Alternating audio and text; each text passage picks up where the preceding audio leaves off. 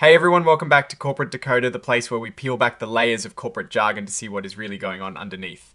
Today we're diving into a shareholder report for the Copley Fund, a mutual fund that is part of the CENTAUR Mutual Funds Trust. Now this report tells us how the fund has been doing and what it is invested in. Think of it as a financial health checkup for this investment vehicle. Make sure you are subscribed, and if you want to chat about these findings, join our Discord community linked in the description below. Alright, so what is the big picture here? This is essentially a year-end report for the Copley Fund covering the period from the 1st of November 2024 to the 31st of October 2025.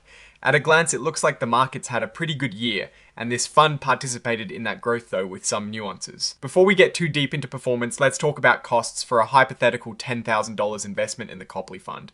The costs for the year were $125. That might sound small, but it represents 1.15% of that $10,000. Now this number is important because even small percentages add up over time and affect your overall returns. Think of it as the toll you pay to have someone else manage your money. Now for the juicy part, how did the fund actually do? The report paints a picture of a strong market year with the S&P 500 index seeing a solid 21.45% return. The Copley Fund, however, notes that its net asset value or NAV performance lagged a bit. This is attributed to something called a tax reserve, which is designed to protect investors when markets go down. So while the underlying investments performed well beating the S&P 500, the NAV didn't quite keep pace due to this protective measure. It's like a car with great acceleration, but maybe a slightly less responsive braking system when you need it. The report highlights strong stock selection in the financial sector as a major driver of outperformance within the fund. However, they also mentioned an underweight in the technology sector cost them some gains and a specific holding in RH Corporation, which dropped significantly. This shows the delicate balancing act of fund management trying to capture upside while mitigating downside. To get a longer term perspective, we need to look at how the fund has performed over a decade. This is where we see trends emerge. Let's look at what a $10,000 investment would be worth over 10 years. Back in October 2015, that $10,000 was just $10,000 for both the Copley Fund and the S&P 500 index. Fast forward to October 2025, that $10,000 has grown to about $29,993 for the Copley Fund. That sounds pretty good, right? But the S&P 500 index, the benchmark for many investors, has grown to a much more impressive $39,196. That is a significant difference. It means for every dollar invested here, the S&P 500 has returned more than the Copley Fund over this 10-year period. This difference is also reflected in the average annual total returns. Over 10 years, the Copley Fund returned 11.61% annually, while the S&P 500 index delivered a stronger 14.64%. For the last 5 years, the gap is still noticeable, with the Copley Fund at 11.67% and the S&P 500 at 17.64%. Even for the last year, the fund itself says it had strong underlying performance, but the S&P 500 did better globally at 21.45% versus the fund's 18.91%.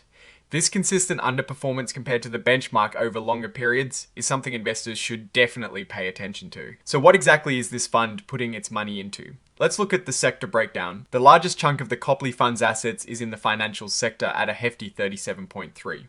0%, then we see technology at 23.94% and communications at 21.12%.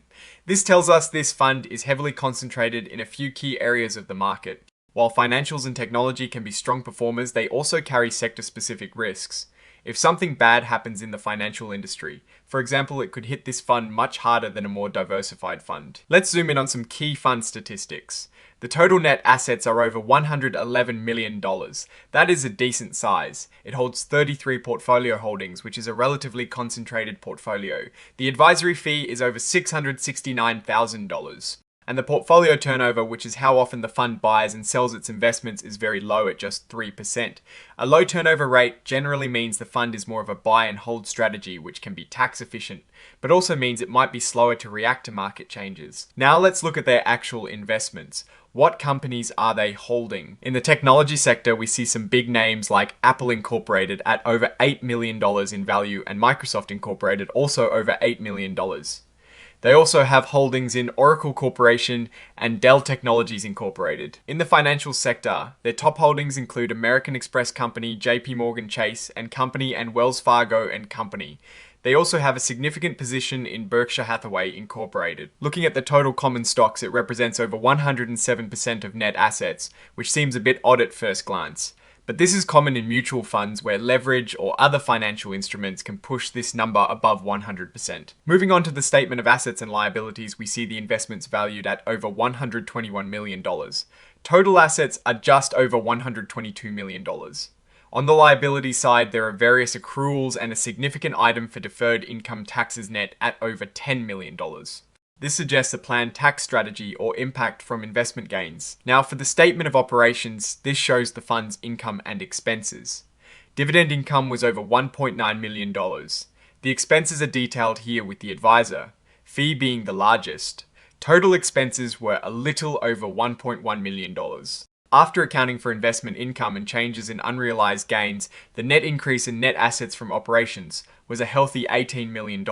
This section details the changes in the fund's net assets for 2025. The fund saw an increase of over $18 million from operations, but a decrease of over $4 million from capital transactions, meaning more money was redeemed by shareholders than invested. Let's look at the financial highlights per S-Hair. For the year ended October 2025, the net asset value per S-Hair was $208.6. The ratio of total expenses to average net assets was 5.61%. This is a crucial number to understand the overall cost of running the fund. Delving into the notes, we find key information. The fund is organized as a series of the CENTAUR Mutual Funds Trust. Its investment objective is to seek growth of capital. They also mention adopting new accounting standards, but that did not affect their actual financial performance. The fund values its investments at fair value. For most liquid securities, this is straightforward based on market prices.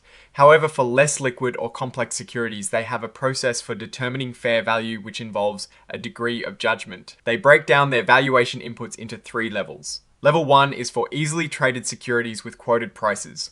Level 2 uses observable inputs like interest rates. Level 3 uses unobservable inputs, which requires the most judgment and often indicates higher risk. The report states they did not hold any Level 3 investments, meaning all their assets were valued using observable market data. For the year, purchases of investment securities were about $3.2 million and sales were about $6.2 million. This confirms the low portfolio turnover rate we saw earlier. This section details payments to entities like the advisor and administrator. The advisor, for example, is paid a fee based on a percentage of the fund's assets.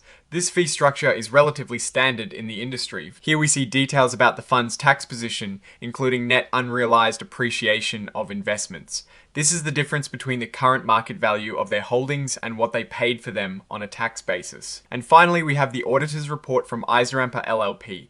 They state that the financial statements present fairly the fund's financial position and results of operations. They have been the fund's auditor since 2010, which provides a sense of continuity. This lengthy section discusses why the Board of Trustees renewed the investment advisory agreement. They considered factors like the quality of services the advisor provides, performance of the fund, profitability to the advisor, and economies of scale.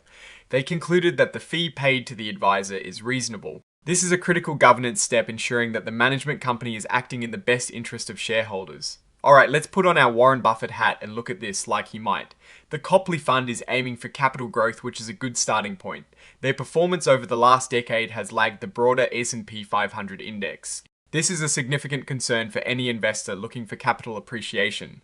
While the fund's internal management might have made good stock selections within sectors leading to outperformance against some peers, the overall strategy hasn't delivered market-beating returns consistently over the long term. The concentrated sector weights, particularly in financials and technology, mean investors are taking on sector-specific risk.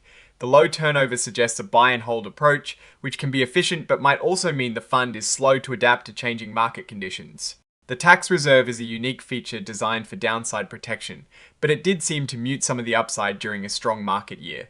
The costs are within range, but for a fund that has underperformed its benchmark over 10 years, investors might question if they are getting enough bang for their buck. In conclusion, the Copley Fund has a clear objective and a dedicated management team. However, its consistent underperformance relative to the S&P 500 over the long haul and its concentrated sector bets present notable risks.